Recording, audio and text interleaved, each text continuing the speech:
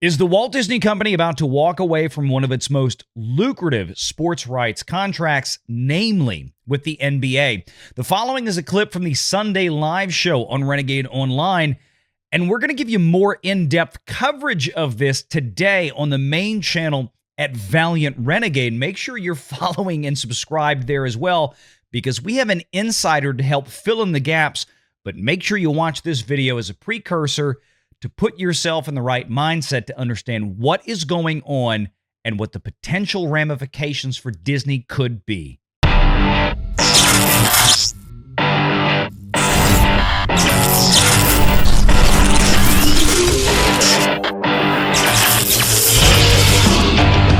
Renegade Online. The NBA likely to exit negotiating window with Disney and Warner Brothers without a new media rights deal. NBA is likely to exit its exclusive negotiating window with Disney and Warner without a new deal. That window, which allowed the league to talk to its only two current rights holders, this is what we call the right of first refusal, ahead of hitting the open market, began on March 9th. So I didn't know the start date for this until I got to this article the other day. I knew it was going on. This has been like over a month, 6 weeks. They have been mulling this back and forth with still no answer. And that deadline is tomorrow, April 22nd. NBA Commissioner Adam Silver said last week conversations with those media companies are, quote, ongoing and have been very positive. Now, of course, we could get a surprise tomorrow. Let's see. The league is expected to stitch together a new rights deal among 3 or 4 partners in its next deal after previously splitting broadcast between 2, Disney and Warner Brothers. That's ESPN, ABC, and TNT.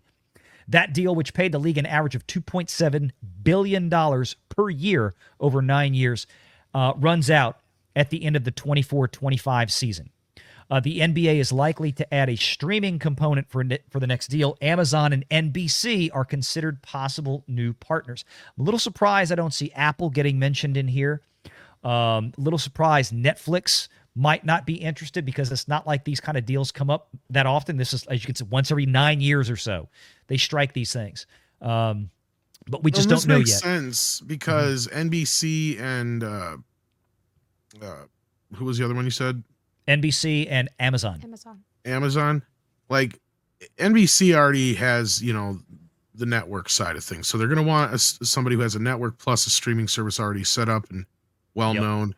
I'm kind of surprised they still, the whole thing with Amazon, but what Amazon has is the penetration of a lot of markets.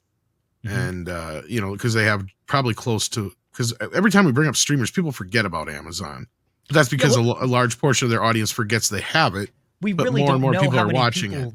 Yeah, we really don't know how many people actually use Amazon Prime, because Prime, everybody signed up for it 10 plus years before they had TV because of the shipping, right? And so a lot of people still use it for that. But the thing is, what's interesting about Amazon, though, is that I think one of the reasons why the NBA is the most intrigued with Amazon out of anybody, the blueprint's already there.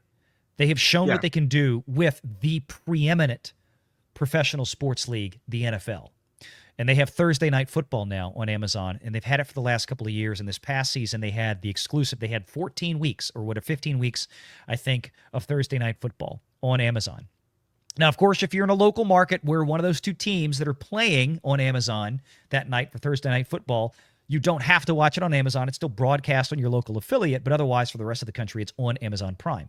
So there's already a blueprint right now for the live sports that I think the NBA is very attracted to, because they're like, okay, Amazon has done this. Right.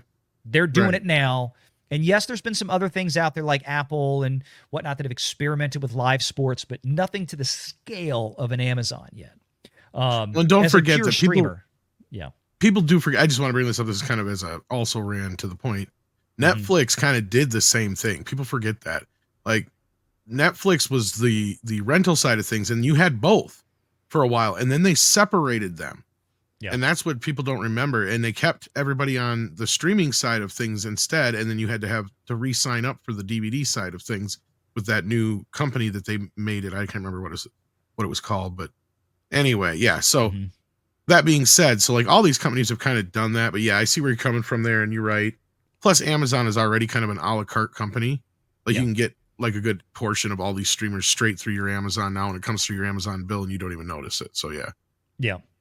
And Silver, real quick, says he's been very bullish. It's robust right now. The league timed its international contract so it can take its global rights on the market all at once, which would allow it to be flexible in seeking new partners. And this is the key. So their U.S. rights and their global rights are both coming up for the season, meaning that if they go to an Amazon or a Google or both, they already have massive international streaming distribution right there in one shot. And they don't have to farm it out.